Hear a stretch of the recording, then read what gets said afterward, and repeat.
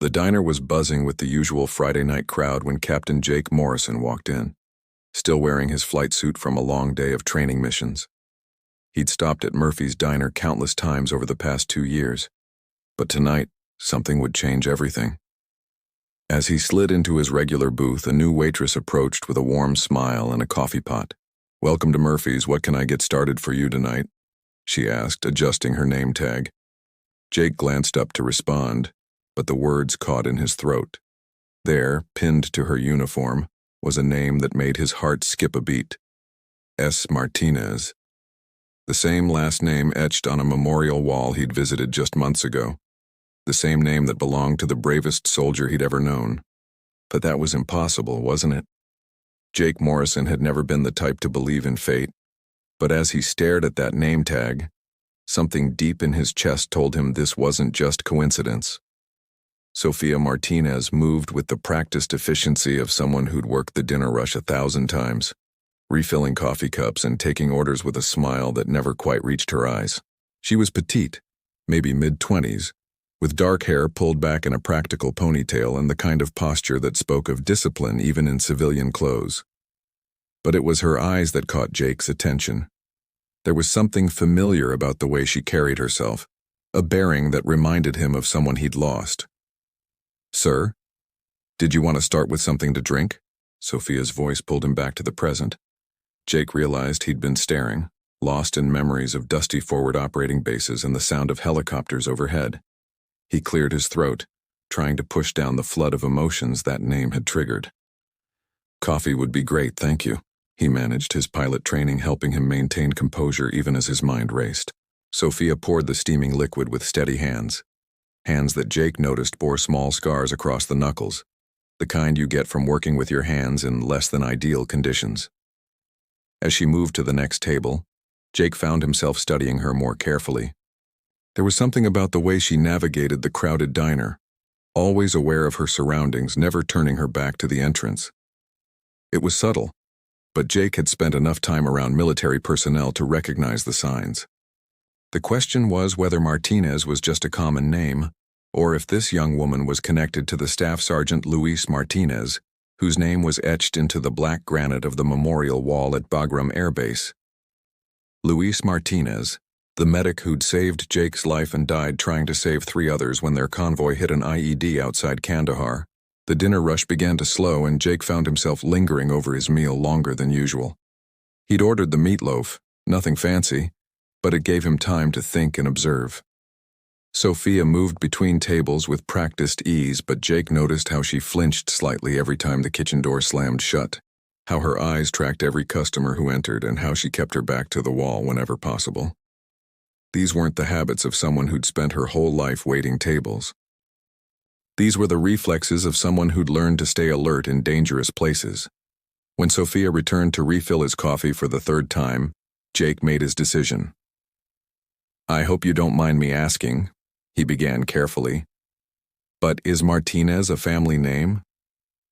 Sophia's hand stilled on the coffee pot, and for just a moment Jake saw something flicker across her features. Pain, maybe, or recognition. "It is," she replied quietly, her voice losing some of its professional cheerfulness. "Why do you ask?" Jake pulled out his wallet and showed her his military ID, watching as her eyes widened slightly. "I served with a Luis Martinez in Afghanistan. Medical Corps. He was a good man." The coffee pot trembled in Sophia's hands, and she set it down carefully on the table. For a long moment, neither of them spoke. Around them, the diner continued its evening rhythm. The clink of silverware on plates, the low hum of conversation, the hiss of the grill in the kitchen. But in their small corner booth, time seemed suspended. Sophia's eyes filled with unshed tears, and when she spoke, her voice was barely above a whisper. "Luis was my brother." Jake felt his heart clench. He'd found her, or maybe she'd found him. Either way, fate had just walked into Murphy's diner wearing a name tag and a waitress uniform. "He saved my life," Jake said simply, the words carrying the weight of 3 years of survivor's guilt and gratitude. "I was his pilot. Well, one of them. We flew medical evacuation missions together for 8 months before. He didn't need to finish the sentence. Sophia's tears began to fall freely now, and she quickly glanced around to make sure no other customers needed her attention. I never got to meet any of the people he served with, she said, wiping her eyes with the back of her hand. The Army didn't tell us much, just that he died trying to save his team. Jake reached across the table and gently touched her arm. He saved 4 people that day before the second explosion. Your brother was a hero, Sophia. The kind of person who makes you proud to wear the uniform. Sophia excused herself to help other customers. But Jake could see the emotional impact of their conversation in the slight tremor of her hands and the way she kept glancing back at his table. When her shift supervisor called for closing time, Jake was still there, nursing his 4th cup of coffee and waiting. He couldn't just walk away now. Not when he'd found Luis's sister. Not when he could see she was struggling with something deeper than grief. As the last customers filtered out and Sophia began cleaning tables, Jake approached the counter where she was counting her tips for the night. Sophia, I know this might sound forward, but would you like to talk somewhere more private? About Luis, I mean. I have stories about him, good ones, that I think you'd want to hear. Sophia looked up from the crumpled bills in her hands, and Jake could see the internal debate playing out across her features. Finally, she nodded toward a small booth in the back corner. My manager lets me stay a few minutes after close to count out. We can talk there. As they settled into the worn vinyl seats, Jake noticed how Sophia kept her tips separated into careful piles, 1s, 5s, and the occasional $10 bill. It wasn't much for a full evening's work.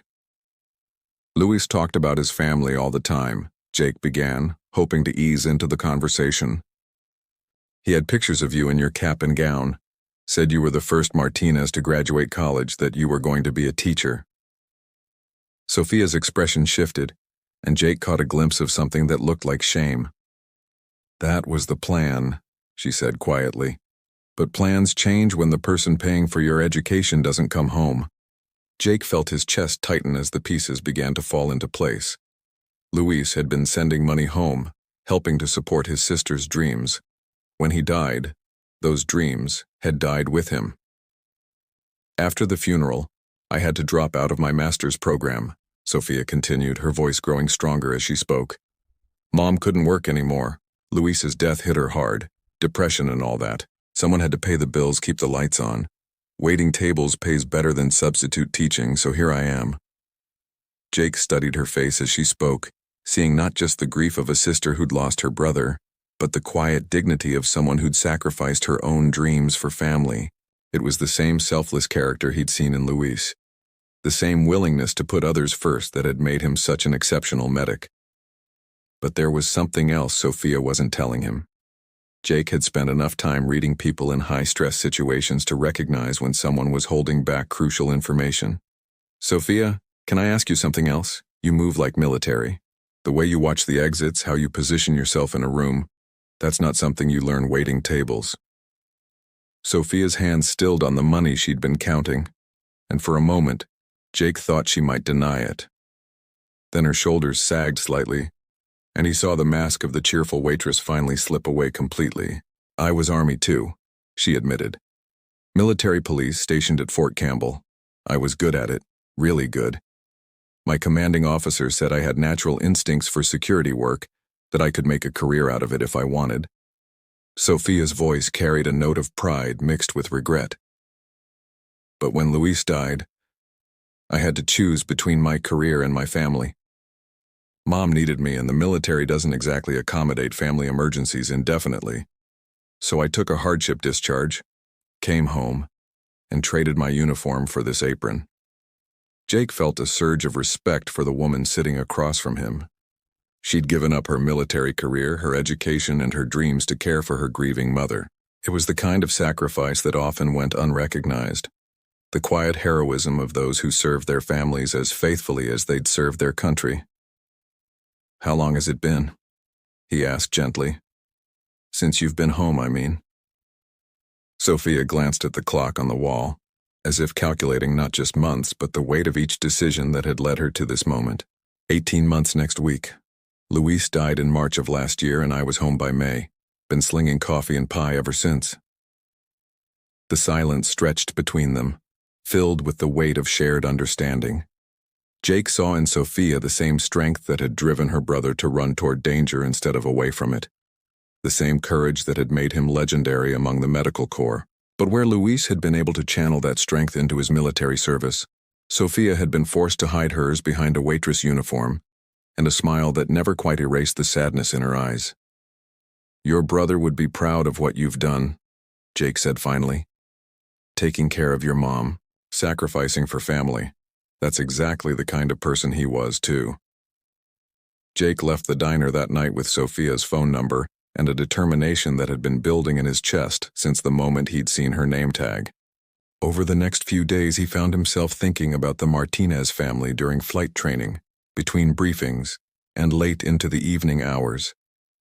Luis had died serving his country, but his sister was dying a different kind of death. The slow erosion of dreams deferred and potential unrealized. As Jake's F-16 screamed across the Nevada sky during a routine training mission, he made a decision that would change everything. The following week, Jake arranged to meet Sophia for lunch on her day off, but instead of taking her to another diner, he drove her to Nellis Air Force Base. "I want to show you something," he said as they passed through the security checkpoint. Sophia looked nervous but curious as Jake led her toward a building she didn't recognize. "Jake, what is this about?" she asked, but he just smiled and held the door open for her. Inside, the conference room was filled with men and women in flight suits, Jake's entire squadron all standing at attention. "Ladies and gentlemen," Jake announced formally, "I'd like you to meet Sophia Martinez, sister of Staff Sergeant Luis Martinez, who gave his life-saving members of our unit in Afghanistan." The room erupted in applause, but Jake wasn't finished.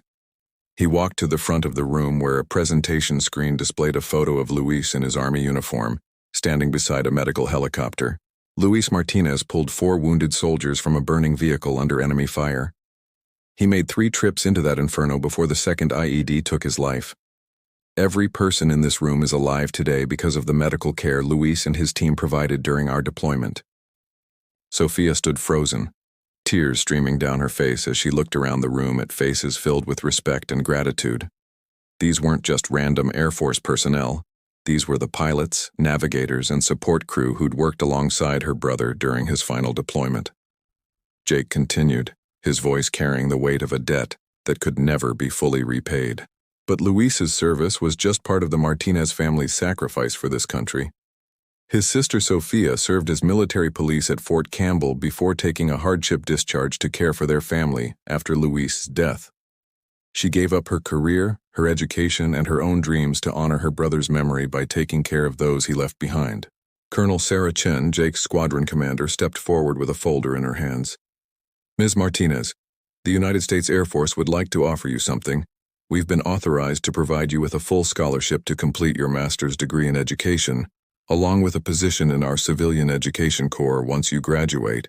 Your military experience and family sacrifice have already proven your dedication to service.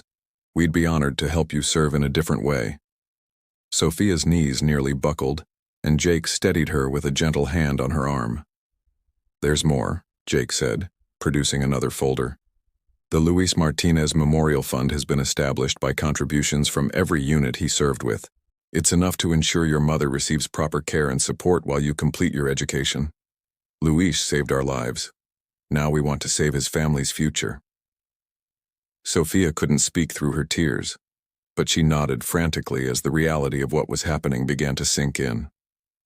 These people, Luis's brothers and sisters in arms, hadn't forgotten him, and they weren't going to let his family struggle in silence. The ceremony concluded with the presentation of a folded American flag that had flown over Bagram Air Base, along with Luis's posthumous Bronze Star with Valor that had somehow never made it to the family. As Sophia clutched the flag to her chest, she looked around the room at faces that had become family. People who understood the true cost of service and the weight of sacrifice. "Luis always said the military was more than just a job," she whispered, her voice gaining strength. "He said it was about taking care of each other, about making sure no one gets left behind.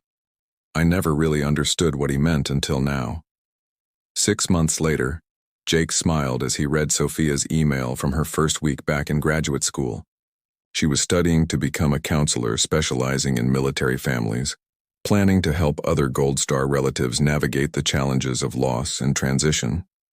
Her mother was doing better too, participating in a support group for military families and slowly rebuilding her life with the help of the Memorial Fund. Luis Martinez had saved lives on a dusty road in Afghanistan, but his legacy was still saving people.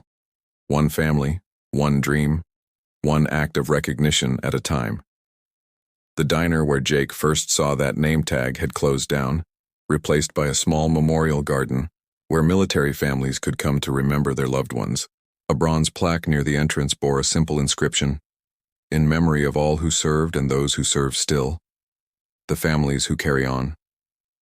Jake visited sometimes, not just to remember Luis, but to honor Sophia and all the hidden heroes who serve in their own quiet ways, waiting tables and raising children and keeping the home fires burning while their loved ones serve far from home. Heroes don't always wear uniforms or fly fighter jets or carry weapons into battle.